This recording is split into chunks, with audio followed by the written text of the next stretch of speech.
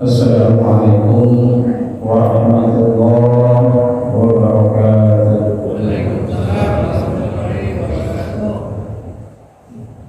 Belum dibaca jawaban dari yang satu dengan jawaban.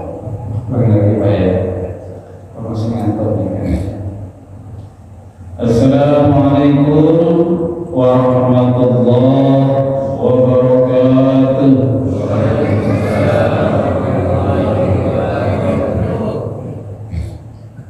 Alhamdulillah,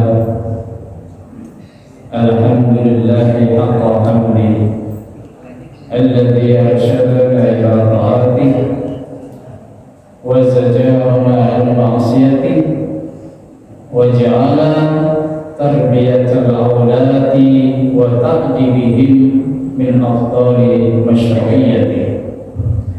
Allahumma salli wa sallim wa barik ala khairi khalqi habibina wa syafiina wa maulana Muhammadin sallallahu alaihi wasallam khatamil anbiya'i wa rusuli wa ala alihi wa ashabihi wa atba'ihi min ba'di. Amma ba'd. Faqad qala Allah ta'ala fi kitabihil karim, a'udzu billahi minasy syaithanir rajim. Bismillahirrahmanirrahim. Wa'lamu annama amwalukum wa auladukum fitnah wa anna Allaha indahu ajrun 'azim. Wa qala Rasulullah sallallahu alaihi wasallam, ma nahru walidin waladahu afdalu min adabin hasanin. Sadaqallahul azim wa sadaqa rasuluhun nabiyul habibul karim wa nahnu ala dzalika minasyahidin wasyakirin. Alhamdulillahi rabbil alamin. Hadratul muhtaramin yang saya muliakan, yang saya hormati, yang saya taatimi, para alim, para ulama, para asatidz, para hujjaj, para tokoh masyarakat yang ada di lingkungan Masjid Nurul Ulum, wabil khusus yang saya muliakan dan saya hormati Bapak DKM Masjid Nurul Ulum, Bapak Hatimah dan seluruh jajaran pengurusnya, bapak-bapak, ibu-ibu, semua jamaah salat subuh dan jamaah subuh yang insyaallah dimuliakan oleh Allah Subhanahu wa taala. Alhamdulillah pada pagi hari ini saya bisa hadir, bisa bersilaturahim. Ini adalah menjawab keinginan saya. Alhamdulillah dikabulkan oleh Allah. Biasanya saya ketemu di sini hanya pendak Ramadan doang, Bapak Ibu. Bahkan yang lalu tahun yang kemarin pendak Ramadan doang. Kemarin sempat ada bosan ngomong sama beliau. Mudah-mudahan saya bisa silaturahimnya dengan mudah setahun sekali. Alhamdulillah hari ini masih bulan Syawal nih Pak ya? Atau sudah? Sudah Qadar? Tanggal 2 ya? Alhamdulillah. Tapi intinya alhamdulillah tidak setahun sekali lagi saya di sini bisa bersilaturahim, menjalin silaturahim dengan Bapak Ibu sekalian. Sekarang kan yang kedua kan di tahun yang sama, alhamdulillah. Dan nanti ada kesempatan lagi untuk saling bersilaturahim, alhamdulillah. Makanya pada pagi hari ini saya tidak akan berbicara berat-berat. Silaturahmi juga jangan dadakan ini Bapak Ibu sekalian. Kalau dari sudut ya pun dadakan, alhamdulillah. Apalagi yang sudut Nurul, jarang-jarang kesini, alhamdulillah langsung berangkat.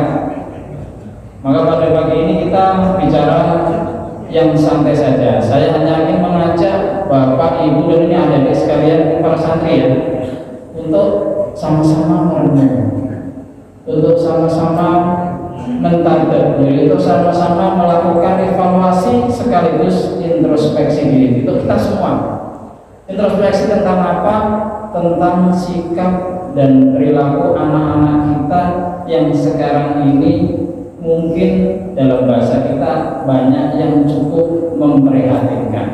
Nah, ini apalagi kalau kita Mbak ya, yang usia mulai dari tahun 70-an ke atas, 80-an ke atas, kalau kita bandingkan sikap anak-anak, sebagian anak-anak kita sekarang ini dengan sikap dan perilaku anak-anak sosial mereka yang ketika pada masa dahulu, atau minimal kita bandingkanlah sikap sebagian anak-anak kita ini dengan sikap dan perilaku kita sewaktu masih kecil dulu, itu kita akan menemukan perbedaan yang cukup mencolok, perbedaan yang boleh dikatakan malah cukup memprihatinkan. Sebagai contoh sederhana seperti ini, dulu sewaktu kita masih kecil dulu Bapak Ibu ya, jangankan membantah orang tua, ini yang sosial kita mungkin ya 70-an tahun ke atas, 70 tahun 70 ke atas itu, jangankan membantah orang tua, kita melihat orang tua kita melototkan mata saja, orang tua kita melotot mendelik mata itu, kita sudah takut.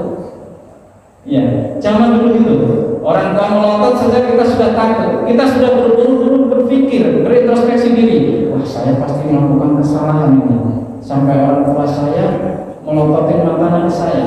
Kalau zaman dulu seperti itu, tapi zaman sekarang kan kita bandingkan, anak-anak zaman sekarang itu mohon maaf, terkesan berani melawan orang tua. Orang tuanya ngomong sekali, dia jawabnya 2 kali. Omong orang tua yang sekata, dia jawabnya 2 kata. Orang tua ngomong 2 kata, dia jawab 4 kata. Omong orang tua ngomong berkata-kata, dia lebih galak lagi daripada orang tuanya. Itu anak-anak sekarang. Bahkan yang kita dapatkan kadang di media sosial itu, mohon maaf ya, di media sosial atau di media elektronik, di media cetak itu kan kadang-kadang kita sangat miris. Ada anak yang berani melawan orang tua, menyakiti orang tua, bahkan ada yang membunuh orang tuanya karena apa? Keinginannya tidak dipenuhi oleh orang tua, minta motor dan beli, marah, bapaknya dianiaya sampai meninggal, minta duit untuk beli HP, tidak dikasih, punya ibunya dianiaya karena meninggal dunia. Ini contoh yang paling sederhana, ini banyak terjadi, ini yang buat kita merasa prihatin. Terus contoh yang lain, dulu, nah ketika kita masih kecil dulu, ketika kita jalan di luar misalkan, kita jalan keluar, lalu di jalan kita berpapasan dengan ustaz kita, dengan guru kita, dengan kiai kita, itu kita pasti langsung tergopoh-gopoh, buru-buru kita sampai ustaz kita, guru kita, kiai kita raih tangannya, kita rangkul tangannya, kita cium tangannya sebagai bentuk takzim dan penghormatan kita kepada guru kita, ustaz kita, kiai kita. Tapi kalau sekarang kan kadang-kadang para siswa itu takzimnya kepada guru kurang, bahkan tidak berani. Kemarin kasus malah yang heboh itu kan di Madura sama di Malang, ada murid, sekelompok murid yang justru mengeroyok gurunya sendiri, akhirnya gurunya itu meninggal dunia. Padahal ya ini sangat miris diantaranya seperti itu. Terus yang lain juga, dulu nih biasa kalau kita jalan, waktu kita masih kecil dulu, sosial DAT begini, kalau kita jalan keluar, kalau di jalan itu ada orang yang sedang berbincang-bincang, bercakap-cakap, kita gimana kalau mau lewat? Gimana Pak dulu kalau ada orang bercakap kita lewat dulu? Kita pasti merundukkan tangan, tapi tangan kita menunjukkan badan, tangan kita menunjukkan ke bawah. Nah, ini jalan miring-miring menunduk sebagai isyarat kita minta izin mau lewat, atau paling tidak sebagai penghormatan kepada orang yang usianya lebih tua. Tapi semacam itu, tradisi-tradisi yang semacam itu sekarang ini sudah mulai memudar dari tengah-tengah masyarakat kita, dari kehidupan anak-anak kita. Bahkan tidak jarang kita temuin anak-anak kita itu terjerumus pada kenakalan remaja. Banyak sekarang kan tawuran, narkoba, kenakalan remaja yang baik, bahkan terjerumus pada kriminalitas, pergaulan bebas, kan banyak anak-anak kita. Ini mana marilah pada pagi ini kita semuanya hadir di sini, sama-sama kita melakukan evaluasi, introspeksi diri. Lalu mengapa semua itu bisa terjadi Bapak Ibu sekalian? Apa yang salah dengan anak-anak kita? Nah ini kalau kita mau jujur, mau kita berintrospeksi, mau kita menemukan diri, sesungguhnya buruknya perilaku sebagian anak-anak kita itu bukan semata-mata karena buruknya pergaulan dari anak-anak kita, tetapi di situ sesungguhnya juga ada kesalahan kita sebagai orang tua dalam menyikapi dan memperlakukan anak-anak kita. Ini banyak kesalahan yang kita lakukan juga sebagai orang tua. Kesalahan yang pertama, misalkan seringkali kita, Bapak Ibu sekalian, sebagai orang tua kita itu seringkali salah dalam memandang anak-anak kita. Kita itu sering memandang anak-anak kita itu semata-mata sebagai nikmat, semata-mata sebagai anugerah, semata-mata sebagai kebanggaan yang menjadi penerus sejarah kehidupan kita di dunia. Pada saat yang sama kita para orang tua itu seringkali lupa bahwa anak-anak kita semua ini, anak-anak yang di depan kita semua ini adalah juga merupakan amanah yang harus kita jaga, yang harus kita didik dengan sebaik-baiknya.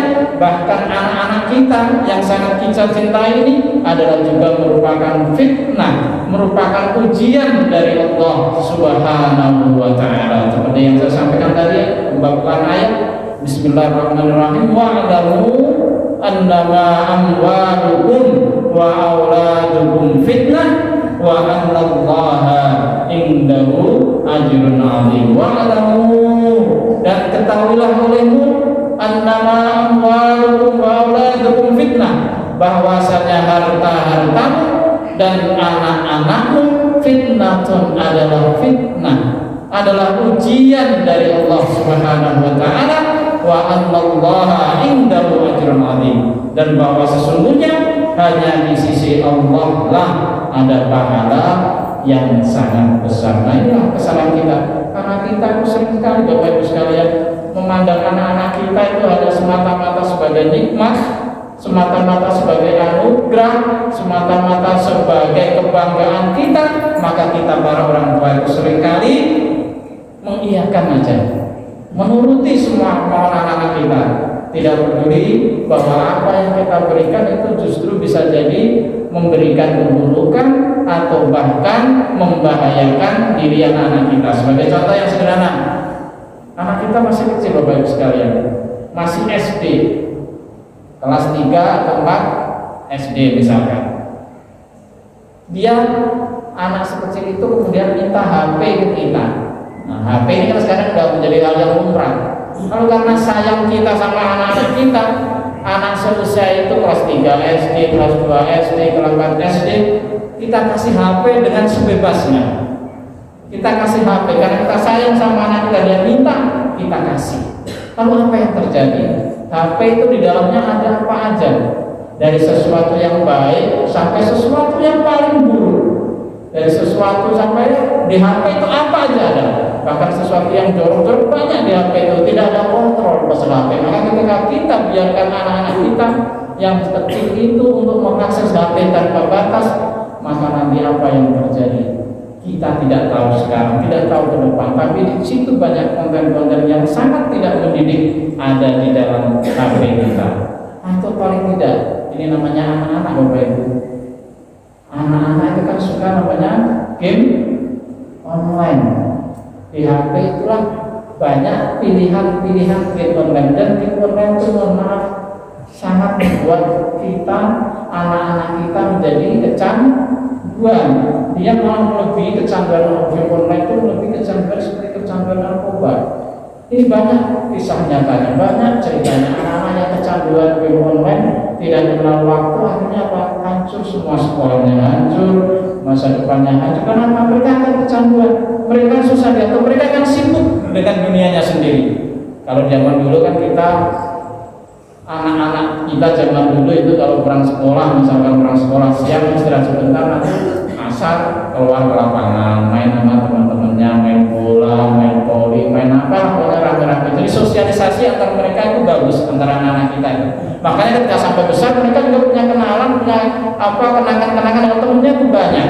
Tapi untuk anak-anak sekarang, karena dunianya serba online, HP itu bayangin, dengan HP saja mereka bisa hidup dengan dalam dunianya sendiri. Di kamar terus, cukup dengan HP, di rumah terus dengan HP. Karena sosialisasinya kurang, pergaulannya kurang, dia sibuk dengan HP-nya itu. Akhirnya dia kehilangan masa-masa kecil, kehilangan indahnya persahabatan, kehilangan interaksi sosial yang bagus. Ini jadi contoh dari segi HP saja. Nah, ini kesalahan kita orang tua, barangkali atas nama cinta, atas nama kasih sayang kita membiarkan, mengiyakan saja kemauan anak-anak kita. Terus contoh yang lain, tahu anak kita masih kecil Bapak Ibu sekalian, ini sangat membahayakan. Misalkan masih usia SD, masih belasan tahun, minta motor. Banyak kan anak-anak kecil kita sekarang itu, apalagi motor metik ya, gampang. Baru usia berapa SD udah berani naik motor kemana-mana. Dan kita ketika dia minta, ya lagi-lagi karena cinta, sayang sama anak, motor kita kasih. Padahal usianya baru 10 tahun, 11 tahun, dan itu usia yang sangat belum matang, belum bisa mengambil keputusan. Maka ketika naik motor ada sesuatu yang bikin kaget, dia sama namanya anak belum bisa mengambil keputusan yang tepat. Dia pikirannya belum nyampe, otaknya belum nyampe, dewasanya dalam mengambil keputusan belum ada, maka akhirnya terjadilah kecelakaan dan macam-macam. Itu secara tidak langsung kita membahayakan anak kita sendiri. Ini contoh bahwa kita sebagai orang tua seringkali melakukan kesalahan. Ini yang pernah juga dilakukan, bukan kesalahan tapi khilafan. Rasulullah Shallallahu Alaihi Wasallam sendiri, Rasulullah pernah ditegur oleh Allah Subhanahu Wa Taala karena kecintaannya yang mendalam kepada dua cucu dari beliau, yaitu Hasan dan Husain. Disebutkan dalam hadis riwayat Abu Dzar Al-Ghifari bahwa Rasulullah itu suatu ketika seperti ini sedang berada di depan para jamaah, para sahabat. Beliau sedang menyampaikan pengajian, berikan pendidikan, pengajaran kepada para sahabat, kepada kaum muslimin. Di saat itu di sisi beliau ini ada dua cucunya yang sangat dikasihi, yaitu Hasan dan Husain. Dan di tengah Rasulullah memberikan pengajaran seperti ini Pak, menyampaikan mendidik umatnya ini. Namanya kakek kalau sama cucu itu biasa. Pak Haji kalau sama cucu gimana Pak Haji? Lebih sayang cucu kan daripada anak, ya kan? Yang sudah punya cucu ini saya masih muda semua nih. Yang punya cucu paling berapa ini? Jadi kalau seorang kakek kalau sama cucu bagaimana sayangnya? Lebih sayang kepada anaknya katanya kan? Alhamdulillah saya belum pernah cucu. Jadi kalau seorang kakek itu yang dialami oleh Rasulullah. Karena sayang beliau yang besar kepada dua cucunya Hasan dan Husain ini, beliau pas menyampaikan pengajian begini, mendidik umat ini, tiba-tiba karena ada Hasan Husain di situ, Hasan Husain ini pas kakeknya ini sedang memberikan pendidikan pengajaran kepada umat ini, bergelindot saja Bapak Ibu sekalian ke sisi kanan kiri beliau. Bahkan kemudian Hasan Husain ini naik, bahkan lagi ngasih pengajian ke orang lain, ngasih memberikan pendidikan ke orang lain, dua cucunya ini naik di pundak kanan kiri beliau. Nah ini saya tanya, secara etis bagus kan? Ada orang ngasih pengajian, ngasih di depan khalayak umum, naik ke pundak kanan kiri, padahal beliau sedang bersama orang lain. Kan secara etis, secara akhlak kurang bagus. Ya tapi karena namanya beliau sangat sayang kepada cucunya, beliau saat itu tidak menegur secara serius. Hasan Husain ini nggak disuruh turun secara serius, ini turunlah cong, kalau ada orang Jawa bilang turunlah tong, enggak lagi di depan orang-orang masa naik di sini, enggak gitu. Lalu akhirnya Hasan dan Husain ini baru turun dari pundak beliau kanan kiri ketika dari jauh kedua anak ini melihat bapaknya datang. Sayyidina Ali datang dari jauh. Nah, Sayyidina Ali sendiri ketika dari jauh melihat dua anaknya ini berlaku kurang sopan di hadapan orang, mbahnya lagi di depan orang, ngasih pendidikan ke orang, pengajaran ke orang, naik saya nantang ke pundaknya, ini marah Sayyidina Ali. Dari jauh dia datang mendekat itu, didekatin dua anaknya itu, dimarahinlah si Hasan dan Husain ini oleh Sayyidina Ali.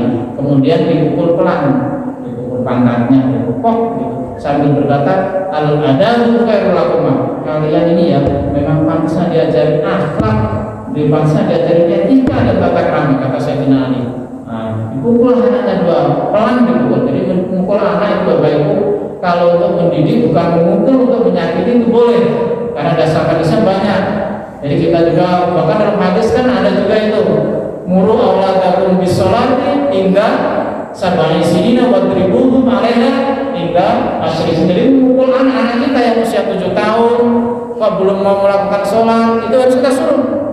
Kalau udah 10 tahun kok masih ninggalin sholat, boleh kita pukul. Kita boleh, kata Rasulullah, bahkan disuruh untuk memukulnya, tapi pukulnya bukan memukul yang untuk menganiaya. Memukul tidak boleh memukul wajah, tidak boleh memukul kepala, tidak boleh memukul anggota-anggota badan yang kita, tapi memukul untuk mendidik anak demi kebaikan anak itu dibolehkan, asalkan memukulnya dengan syarat kita tidak menyakiti, menzalimi anak, tapi untuk berbata takdim, memukul untuk mendidik anak itu diberikan. Nah inilah yang dilakukan oleh Sayyidina Ali. Melihat anaknya kok agak kurang ajar bahasa kita, kurang adab, kurang etika, mulai dari jauh disamperin dua anaknya ini Hasan Husain, kemudian dipukul pelan sama Sayyidina Ali. Tapi ternyata apa yang dilakukan oleh Sayyidina Ali ini membuat Rasulullah kurang berkenan. Kemudian dia berkata kepada Ali, ya Ali, jangan dipukul lah itu Hasan dan Husain. Mereka berdua kan penyejuk hati saya, lawan jiwa saya, jangan dipukul, jangan dimarahin, jangan dibentak-bentak. Ya karena Sayyidina Ali yang berkata seperti itu Rasulullah, Sayyidina Ali matur, yang mengatain begitu, yang berkata begitu mertua. Nah gimana coba? Mantu masa mau melawan mertua ya kan Pak ya? Gimana kalau ada mantu melawan mertua? Ini kan karena yang memerintahkan seperti itu, yang berkata seperti itu Rasulullah. Akhirnya Sayyidina Ali diam, gak jadi lagi memarahin Hasan dan Husain, tidak lagi melanjutkan untuk memukul Hasan dan Husain. Padahal maksud Sayyidina Ali baik untuk mendidik Hasan dan Husain ini agar tahu etika dan tata krama. Tapi karena Rasulullah yang meminta seperti itu, akhirnya Sayyidina Ali tidak melanjutkan lagi. Kemudian apa? Turunlah malaikat Jibril. Malaikat Jibril ini hadis diriwayatkan oleh Abu Dzar Al-Ghifari, diriwayatkan oleh Imam Tirmidzi. Kemudian turunlah malaikat Jibril untuk memberikan teguran kepada Rasulullah Shallallahu Alaihi Wasallam. Kata malaikat Jibril apa? Ya Muhammad, al-haqqu yaqul, utruk aliyan yu'adzibuma.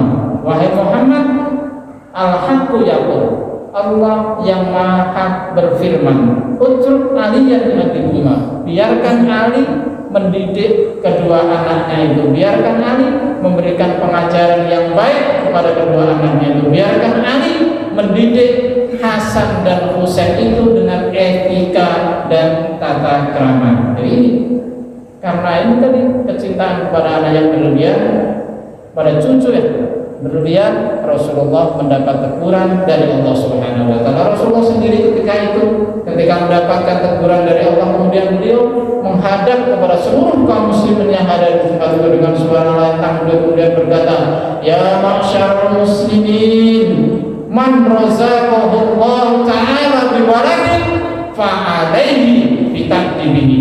Wahai seluruh kaum muslimin, man razaqahu Allah ta'ala, barang siapa yang diberikan rezeki oleh Allah Ta'ala biwaladin, dengan seorang anak, berupa seorang anak, fa'alaihi bitaqdibihi, maka wajib atas dia untuk mendidik anaknya itu dengan baik, wajib untuk memberikan pengajaran anaknya itu dengan baik, wajib untuk memberikan ajaran etika dan anaknya itu dengan baik. Itu yang dikatakan Rasulullah, fa inna man 'allama waladahu wa adabahu razaqahu ta'ala syafa'atahu. Karena sesungguhnya orang tua yang mengajar, yang mendidik anaknya dengan baik, yang memberikan pengajaran anaknya dengan baik, razaqahu ta'ala syafa'atahu, maka Allah akan memberikan rezeki kepada orang tua itu berupa mendapatkan syafaat dari anaknya itu ketika anaknya itu menjadi anak yang soleh. Jadi yang bisa memberi syafaat itu bukan hanya Rasulullah, Pak. Anak-anak kita juga Rasulullah memberikan syafaat yang paling besar untuk seluruh manusia, syafaat umat. Tapi syafaat orang per orang juga bisa diberikan berdasarkan hadis ini. Jadi anak kita itu anak kita itu bisa memberikan syafaat kepada orang tua. Maka dalam hadis yang lain kan ada tuh, idza matamu adam inqata'a amalu illa min salasin shadaqatin jariyatin aw ilmin yuntafa'u bi awaladin sholihin yad'u lahana, soleh yang mendoakan orang tuanya. Jadi Rasulullah itu setelah mendapat teguran itu menyampaikan seperti itu, barang siapa yang diberikan rezeki oleh Allah berupa anak, maka dia wajib untuk mendidik anaknya itu dengan baik, karena orang tua yang mendidik anaknya dengan baik itu akan menjadi investasi untuknya di akhirat nanti, akan menjadi investasi karena anaknya itu jika dia menjadi anak yang soleh maka dia bisa memberikan syafaat untuk orang tua. Tapi sebaliknya Bapak Ibu sekalian, Wa man taraka waladahu jahilan, akan tetapi siapapun orang tua taraka waladahu jahilan, yang membiarkan anaknya itu bodoh, anaknya itu tidak tahu apa-apa, anaknya tidak mengerti agama, anaknya tidak punya etika dan tata krama, fakana kullu dzambin amilahu, maka setiap dosa yang dilakukan oleh anak itu alaihi, maka orang tuanya ikut mendapatkan bagian dari dosa itu. Maka inilah pentingnya kita sebagai orang tua memberikan pendidikan. Maka jangan lakukan kesalahan atas nama cinta dan kasih sayang lalu kita menuruti apa saja kemauan anak-anak kita. Kita tidak menegur ketika anak-anak kita melakukan kesalahan, melakukan hal-hal yang tidak benar, melakukan hal-hal yang tidak pantas, karena itu akibatnya akan membawa keburukan, tidak hanya untuk anak-anak kita, tapi juga untuk kita para orang tua. Nah, ini kesalahan yang pertama. Terus kesalahan yang kedua, Bapak Ibu sekalian, yang sering kita lakukan sebagai orang tua itu, kita seringkali para orang tua itu menyerahkan 100% pendidikan anak-anak kita itu kepada lembaga pendidikan, tempat di mana dia belajar. Ini yang seringkali kesalahan yang paling fatal dilakukan oleh orang tua. Seringkali kita para orang tua itu menyerahkan 100% pendidikan anak-anak kita kepada lembaga pendidikan tempat dia belajar. Padahal tanggung jawab terbesar untuk mendidik anak itu ada pada diri orang tua. Paling berapa jam Bapak anak-anak kita di sekolah itu? Berapa jam?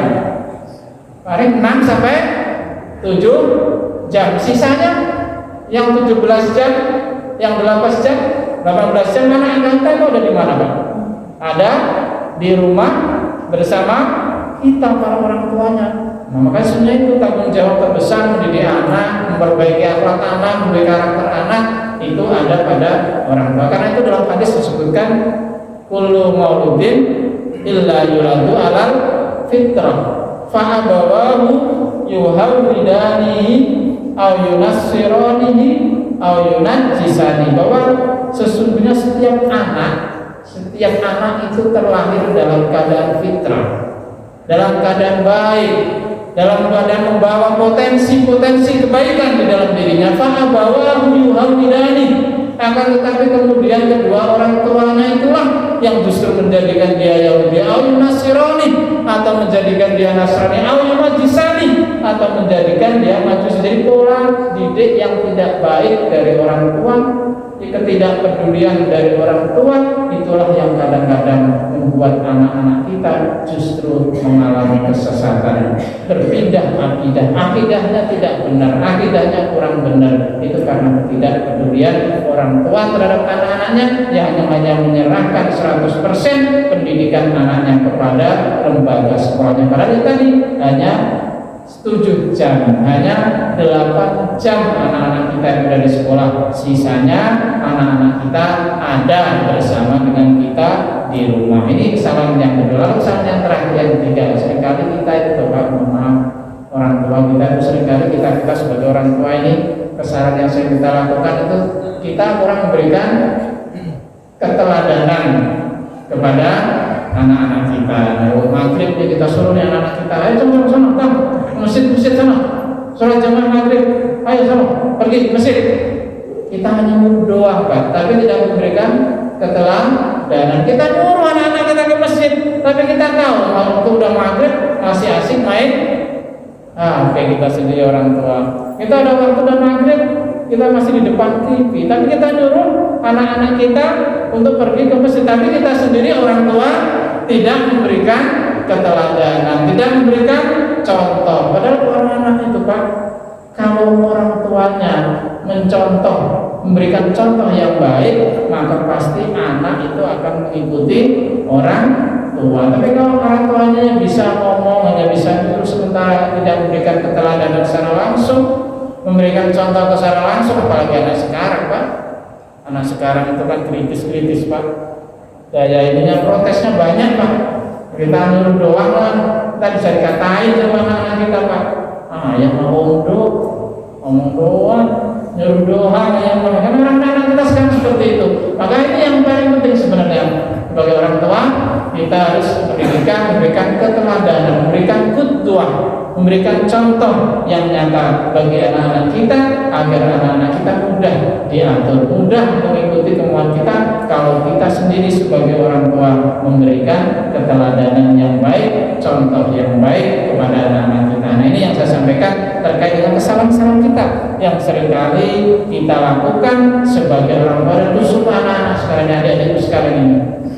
Dalam salah satu kitab ini yang terpenting ya, karena masih dalam masa belajar.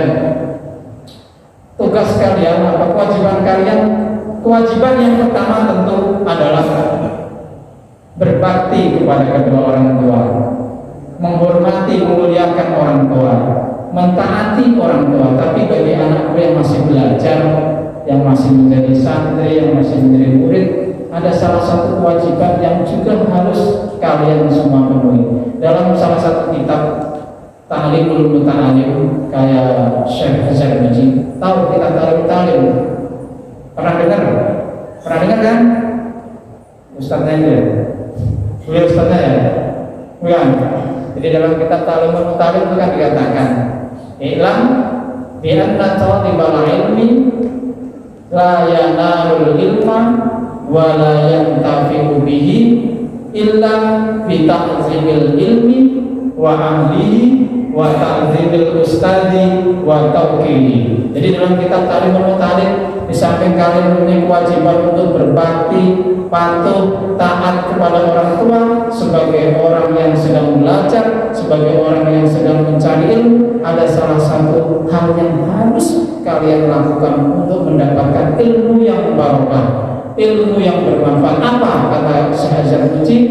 Bi'anna talibal ilmi la yanfa'u la yanfa'u ilmu wa la yantafi'u illa bi ta'zimil ilmi wa ahli. Dengan cara memuliakan ilmu dan ahlinya, memuliakan para guru-guru kalian, ustaz-ustaz kalian. Kalian harus hormat, harus takzim kepada ustaz kalian. Faman ta'azza min ustadu, karena dilanjutkan oleh Imam Al-Zarnuji tadi, faman ta'azza min ustadu, barang siapa ta'azza min ustadu yang merasa tersakiti, yang tinggal kalau kalian membuat ustaz kalian, guru kita merasa tersakiti, apalagi kalian ini kurang hormat, menyakiti guru secara fisik, apalagi seperti yang tadi sebutkan di depan, ada murid-murid yang royal gurunya sendiri, mukulin gurunya sendiri. Faman ta'adza min ustadu yuhramu barakatal ilmi wa la yantafi'u bihi. Maka kalian tidak akan pernah, kalau tidak takzim pada guru kalian, tidak hormat pada guru kalian, tidak menghormati guru kalian, kalian tidak akan pernah mendapatkan ilmu yang bermanfaat. Keberkahan ilmu akan diangkat oleh Allah. Kalian akan terhalang dari mendapatkan keberkahan. Padahal ilmu yang barokah inilah, ilmu yang berkah inilah yang akan kita bawa. Ilmu berkah inilah yang bermanfaat bagi kita. Ingat orang-orang zaman dulu, Bapak Ibu sekalian, orang zaman dulu itu belajarnya nggak canggih-canggih seperti sekarang, Bapak. Nggak ada media pembelajaran yang canggih, belajarnya ala kadarnya. Tapi mereka itu orang-orang dulu itu sangat hormat banget sama guru-gurunya. Orang zaman dulu kalau mau gurunya takzim banget, takrim banget. Maka mereka itu biarpun belajarnya ala kadarnya, rata-rata orang zaman dulu itu menjadi orang-orang sukses. Kenapa? Ya karena ketakziman mereka kepada gurunya itulah yang menyebabkan mereka mendapatkan barokah ilmu, mendapatkan keridhaan dari gurunya. Kalau gurunya sudah ridho, dapat barokah dari ilmu, maka jalannya ada saja menuju kesuksesan itu. Itulah kuncinya. Ta'zimul ilmi wa ahli, ta'zimul ustaz wa tauqiri, itu kewajiban salah satu yang harus dipegang oleh kita-kita yang sedang belajar. Waktu sudah menunjukkan jam 6:04, sudah cukup Haji ya, sudah cukup. Barangkali itu yang dapat saya sampaikan pada pagi hari ini. Mohon maaf jika ada kekurangan atau kata-kata yang kurang tadi. Sebelum kita tutup, kita bacakan dulu surat Al-Fatihah untuk guru kita, Bapak Ustaz Muhammad Yunus yang sedang kurang enak badan, kurang lagi sakit. Kita doakan mudah-mudahan Allah angkat penyakitnya, bisa berikan segera kesembuhan seperti sedia kala hadiniah. Baiklah Nabi Mustafa Muhammad bin Rasulullah sallallahu alaihi wasallam. Al-Fatihah. A'udzu billahi minasyaitonir rajim. Bismillahirrahmanirrahim. Alhamdulillahi rabbil alamin. Ar-Rahmanir Rahim. Maliki